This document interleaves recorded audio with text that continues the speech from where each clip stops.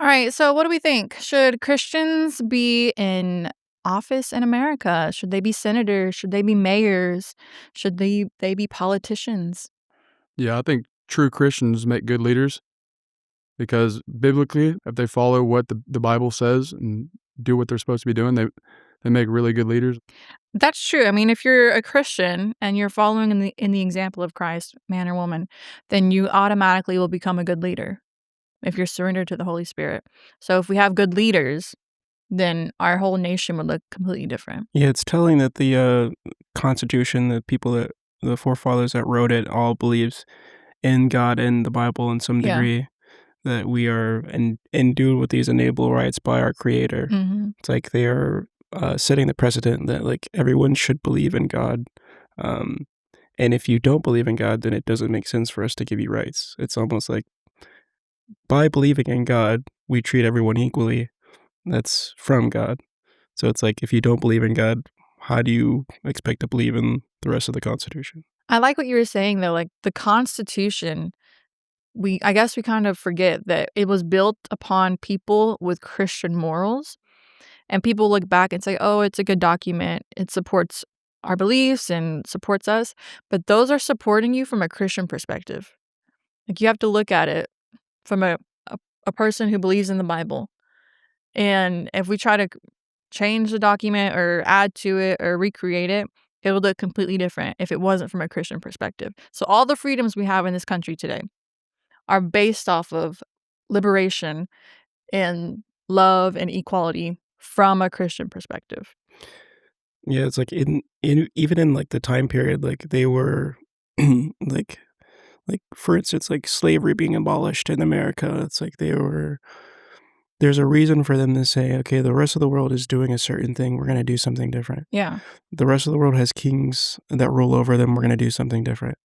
And the reason I think, and it seems pretty straightforward, that the reason that they decided to go that way is because they're putting God in that role of king, Right. Right. over the whole country. And it's like, no, we don't have a man that rules us. Even George Washington, when he was appointed president, didn't want to be president. They're like, no, you have to be president. And he became such a great president because of that. It's like he realized that like I'm not the end all authority. God is the end all authority, and I'm just in this place of office. Well, I think looking at politics today, like we as believers, we need to step into those leadership roles. Like if we want things to change, then you need to step into that role. So many times we talked about earlier, like, oh, do we just sit back and comment on what happens? Do we just talk about it? And that happens a lot as we like to talk about politics. Like we'll go to Thanksgiving dinner and you're like, oh my goodness, are we going to sit here and discuss our political opinions?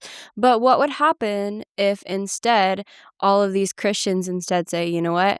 Instead of just ranting to my family about all my political views, I'm instead going to say, you know what? God has given me this heart and this deep, deep, like, desire and this deep conviction for this ideals, for these morals and these values. So I'm going to take this conviction I have and I'm going to step into this office. I'm going to step into this position and I'm going to fulfill that. I think so many times we think of politicians and we think of like, oh, these people that lie, these people that are dirty, these people that have no morals and no values. But why can't we think of our politicians, our leaders, the people that we're choosing to represent us, as they should be people who value the same things we value, the people that have the same morals that we do? As Christians, we should be putting forward people that are also Christ-minded, Christ-like. And so there should be Christians that will say, you know what, I will step forward, I will step into office, and I will still hold these views because this is what I value. But instead, a lot of times we don't have that, but there should be more Christ-minded people in office. So did y'all know that in 2025, this last year, that there were up it was a landslide year for Islamic religion in American politics. There were up to 42 positions in national office that were taken by Muslim people. How do you think that's going to affect our one nation under God? I think honestly, it's kind of a little bit scary to see when you see, especially a lot of the politicians that are beginning to come into office are like hardcore Islamic Yeah, extremists. they are. And Mhm. it's honestly a little like scary to see because when you look at like very extremist Islamic nations, like they don't have rights. Like I they're know. throwing gay people off of buildings. Literally. If women leave their houses without their head coverings, like they get beaten. They're allowed to be beaten by their husbands for whatever reasons. But these are people that we're putting into office that people are championing. They're saying Literally. they're here for our rights. They're here for free choice. Like they're allowing us to have choice over our bodies.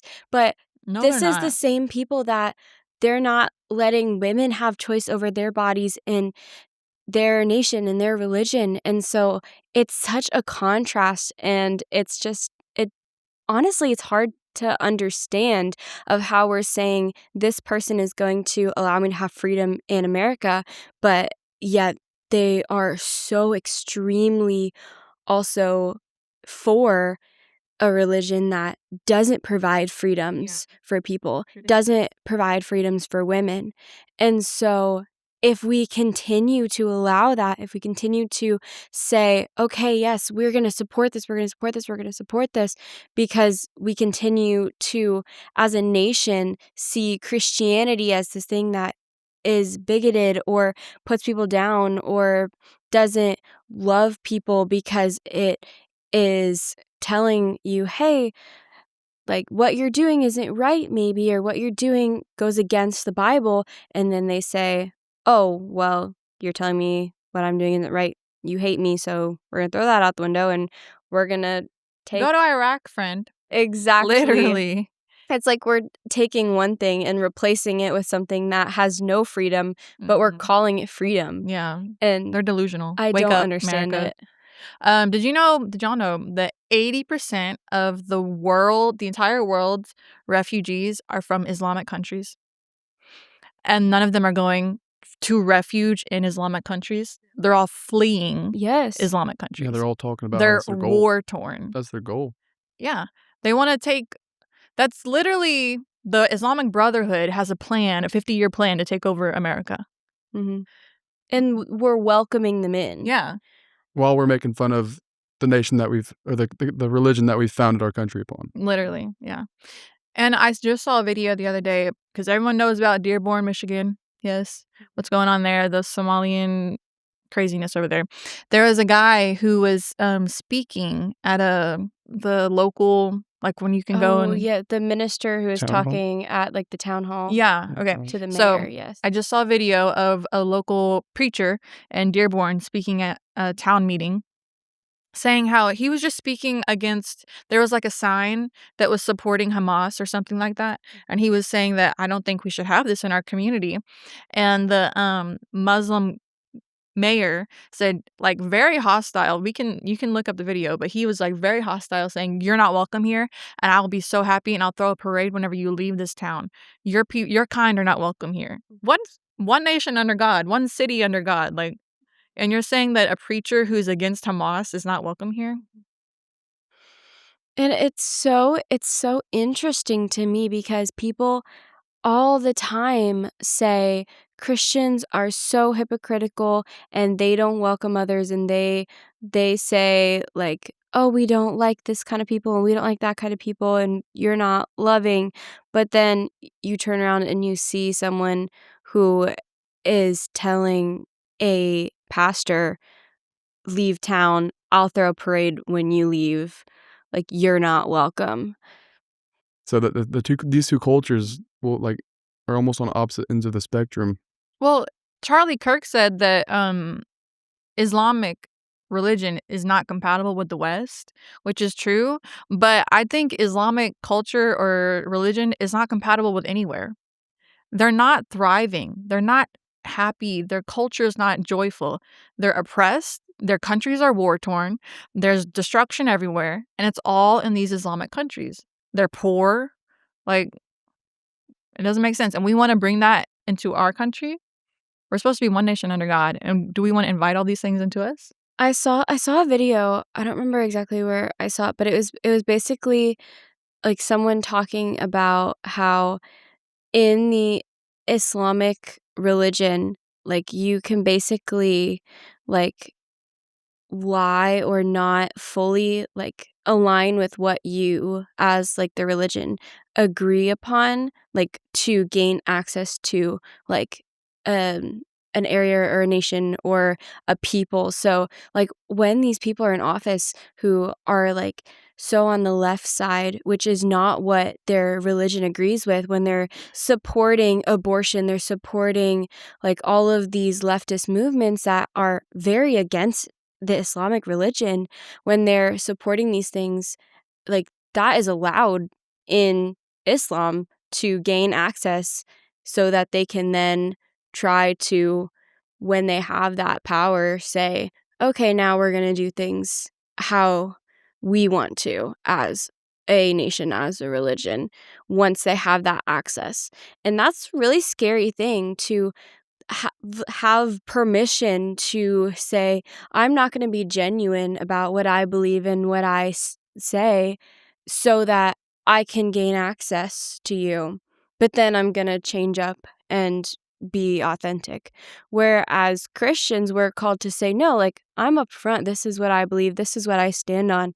And I'm not going to waver on that. I'm not going to change that. This is what I believe. And so like we need to see more of that, because if we don't, things are going to get really scary in America. No, I agree completely.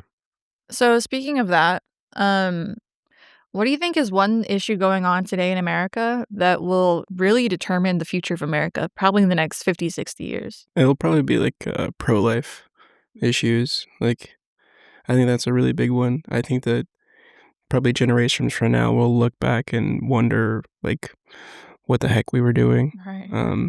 Yeah. So that's probably the thing that first stood out to me as a big one. I think the quietness of the church. Even I in, agree.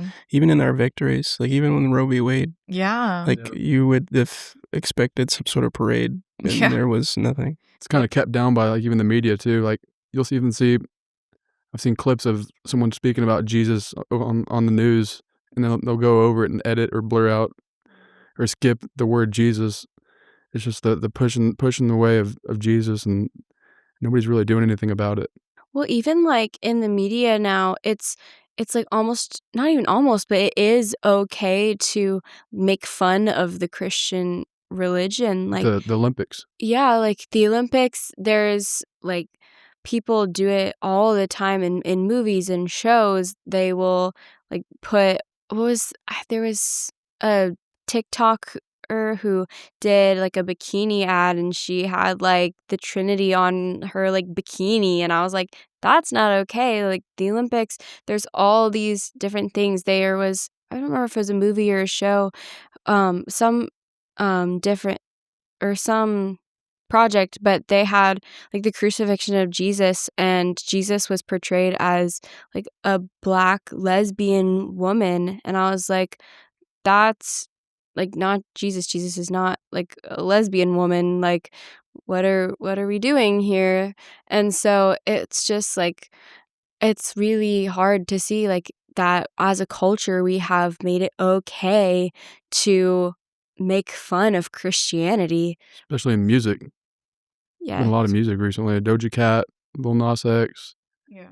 He's really like almost worshiping the devil right in front of us. Yes. And we're just kind of like, Yes, there's a Doja Cat song people are overlooking it. that I wrote a paper on in college, and it was basically about like it was for one of my youth ministry classes about like analyzing media, and I had to like watch the music video and listen to the song. It was Paint the Town Red, and I was like, oh my goodness, she's literally making out with Satan in the music video. I was like, how is this okay? How as a culture do we watch this and listen to this and say, this is a good song, I like this Because song? nobody takes it seriously. No. Music's Yeah. definitely becoming an issue. Yeah. Yeah. I think it's a joke. Yeah. An issue I think about, which we didn't really grow up with that because we're too young, but you know, like Christianity, God, the Bible used to be in schools. It used to be maybe not like explicitly, but it still used to be in politics also. And whenever we removed that, how did our culture start to change? Everything started changing whenever we remove God from the picture, especially in our kids and our young people. Yeah, I think a lot of movements like focus on the kids first. They understand that they're exactly. playing the long game, and if they get to the kids, then they can affect the future. Yeah. So Then going back to the music, I feel like they're really pushing music on the young generation, and it's just prioritizing the satanic side more than like you're not seeing gospel music or worship music becoming as popular as Lil Nas X twerking on the devil. So stupid. I think and that also opens doors for that kind of thing without people knowing. And if you're not like ready for that, if you don't have the mindset that that stuff's real, you're opening doors to that kind of thing and without even knowing it. And it's really specifically targeted to the younger generation. Yeah, it is. Yes. I think speaking of the younger generation, one big thing is like the transgender issues that I've seen, especially like being targeted younger and younger and younger, like people saying, "Oh, you can get gender affirming care at 14, 12, 10."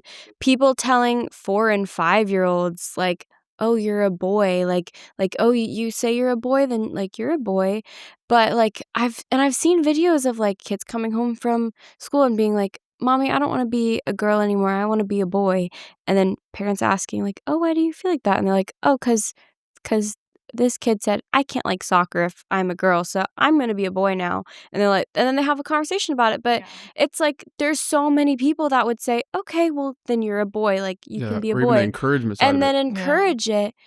But we don't ask questions, and it's so scary to me that our culture is just affirm, affirm, affirm. Like if your kid comes to you and says, "I don't want to be a girl, I want to be a boy," we just affirm it. Like, okay, then you're in the wrong body, and you can get hormones like at such a young age. Like that is not okay. And you're seeing so many like videos and testimonies of detransition people Yes. who are just crying out and just like, so if it was just one or two, like, okay, but you can literally see hundreds and thousands of these videos of these young people who are just crying and saying, "I wish I hadn't done it.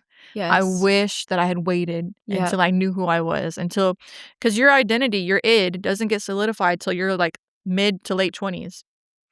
So like, Yeah. It almost why? seems like some kids are also getting forced into that gender too. Like Because their parents are like Megan psychopaths? Fox. You know, Megan Fox she had 2 sons or 2 girls, and she like is making them dress the other way there's a in lot public. of celebrities that are, Yeah. doing that kind of thing. It's like there's a pressure almost to Popularizing to be special. Like this is going to make you special. Like I want to be a parent of special kids, so I'm going to make them do Yeah, XYZ, which is crazy to think about. yeah, I've seen that a lot recently. Well, and it's like every kid going through puberty, like at that age, feels some kind of discomfort in Exactly. themselves.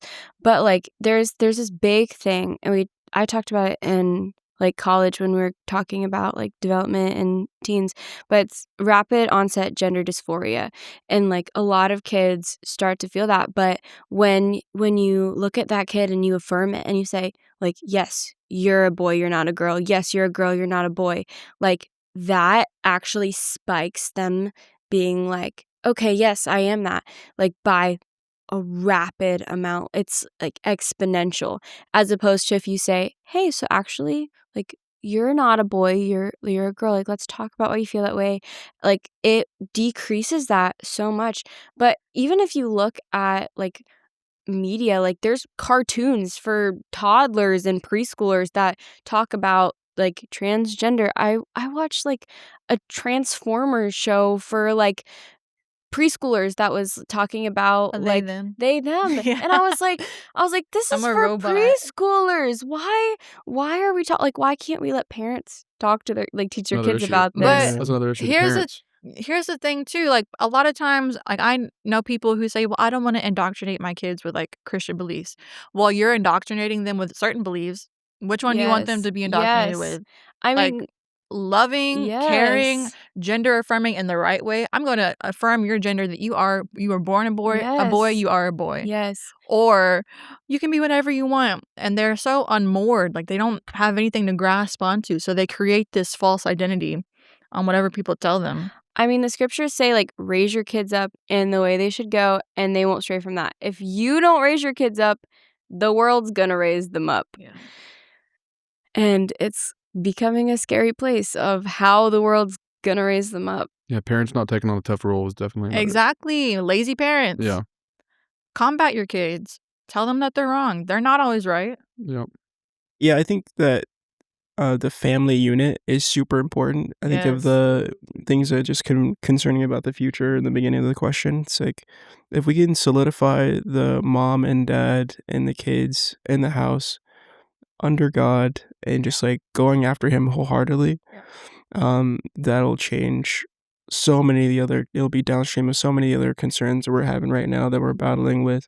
Like if we were coming home and sitting down at the dinner table and having conversations with each other about who Jesus is, about your identity in Christ, about how we carry ourselves. So and so said this today. Okay, well, we know that the Bible says this, so that's not Exactly. true. Yeah. And if that becomes like the rhythm and heartbeat of America is to focus on our family and focus on our faith, then I think a lot of this other stuff starts to It just go. starts washing I off. love that. Yeah. I love that a lot. The rhythm and heartbeat of America.